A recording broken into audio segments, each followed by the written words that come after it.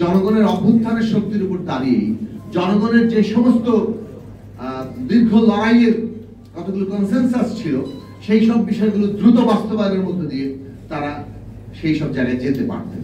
কিন্তু এই যে জায়গায় না যাওয়া, সেটা অনেক দিক থেকেই যখন একটা নতুন বন্দোবস্তের দাবি আসে, নতুন একটা আইনের দাবি আসে, তখন সেটা দীর্ঘসূত্রিতা করার মধ্য দিয়ে অনেক সময় পুরনো জায়গাটাই আবার ধীরে ধীরে জায়গা করে নিতে সক্ষম হয়।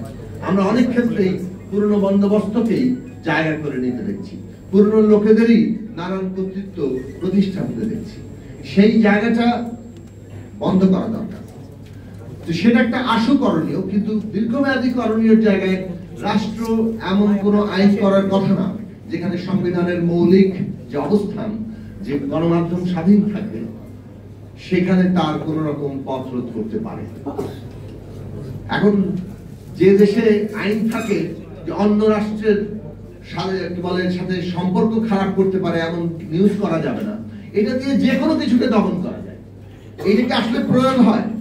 আমরা কি অন্য রাষ্ট্রের সমালোচনা করি না? করি, কিন্তু এইটার প্রয়োগ কিন্তু সব ক্ষেত্রে হয় না। এটা এই ধরনের আইনই করা হয় যাতে সিলেক্টিভ প্রয়োগ করা যায়। এই সিলেক্টিভ প্রয়োগগুলো আমরা কিভাবে হয়েছে গত 15 বছরে দেখেছি। অনেক আইন হয়েছে, এমনকি ডিজিটাল সিকিউরিটি অ্যাক্টেও আমরা দেখেছি এর কতগুলো সিলেক্টিভ প্রয়োগ আছে। এবং মূলত সমাজে মানে ডান্ডার শাসন আছে, ক্ষমতাটার প্রদর্শনী আছে, ভয় দেখানোর চেষ্টা আছে। এইটাই হচ্ছে মূলত এই সমস্ত আইনগুলোর মূল প্রেরণা। সমাজে ভয় তৈরি করা এবং সেই ভয়ের বিরুদ্ধে আমাদের লড়াই করা যায়, কারণ আমরা একটা ভয়হীন সমাজ তৈরি করতে চাই। এবং গণতান্ত্রিক সমাজের এটাই মূল বৈশিষ্ট্য যে সে সমাজ থেকে ভয়কে দূর করতে পারে।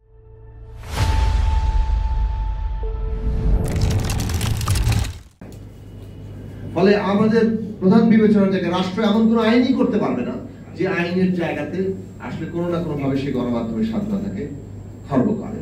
ফলে সেইটার জন্য সামাজিক রাজনৈতিক শক্তির, যাকে বলে শক্তিশালী হওয়া, ঐক্যবদ্ধ থাকা, সচেতন থাকা, সক্রিয় থাকা, সরব থাকা, সেটা খুব জরুরি। ফলে গণতান্ত্রিক ব্যবস্থা কেবল আইন নয়। গণতান্ত্রিক ব্যবস্থা একদিকে যেমন আইন, অন্যদিকে তার সক্রিয় জনগোষ্ঠী যারা তার সেই আইনি অধিকারগুলো নিয়ে সরব থাকে। এবং শেষ পর্যন্ত যেটা জরুরি জায়গা, খোদ সাংবাদিকদের নীতিমালা কি হবে, তাদের জবাবদিহি কি হবে। সাংবাদিকতাও একটা ক্ষমতা।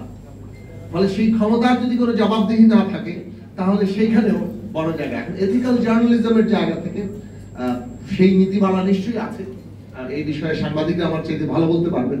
কিন্তু সেই এথিক্যাল জার্নালিজমের জায়গাটি আরো জনগণের কাছে সর্বমানুষের অধিকার নিশ্চিত করার নীতিমালার জায়গাতে আসা দরকার। সেখানে যদি নীতিমালা থাকে তাহলে সাংবাদিকদেরও জবাবদিহি করার জায়গা থাকে।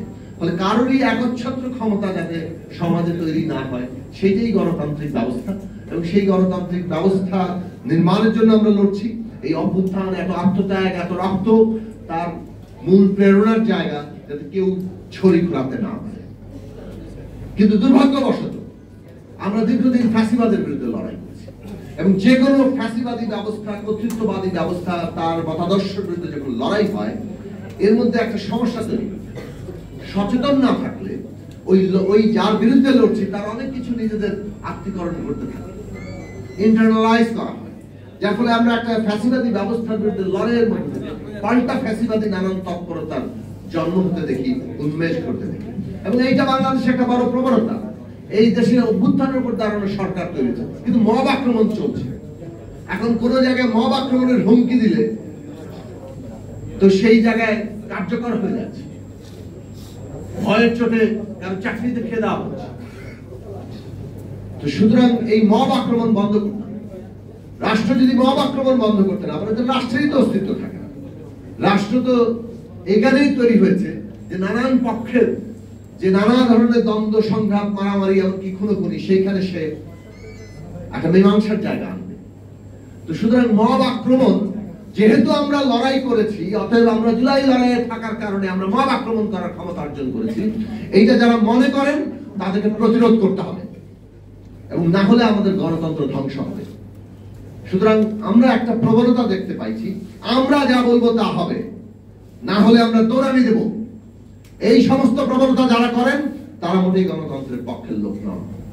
এবং এইটা হাসিনাগিরি, হাসিনার বৈশিষ্ট্য নানান ভাবে সমাজে যে ছড়িয়ে আছে তার নানান পুনরুৎপাদন আমরা দেখতে পাচ্ছি। কাজে গণতন্ত্র রক্ষা করা মানে হচ্ছে ফ্যাসিবাদী একজনের বিরুদ্ধে লড়াই করা না, যে কোনো ফ্যাসিবাদী প্রবণতা এবং ব্যবস্থার বিরুদ্ধে লড়াই করা, তার আইনি কাঠামোর বিরুদ্ধে লড়াই করা। সেই জায়গা থেকে গণমাধ্যম বাংলাদেশে কেন সারা পৃথিবীতে এখন আজকে রাষ্ট্রের নতুন গণতান্ত্রিক ব্যবস্থায় প্রধান আশ্রয়ের জায়গা দাঁড়াচ্ছে।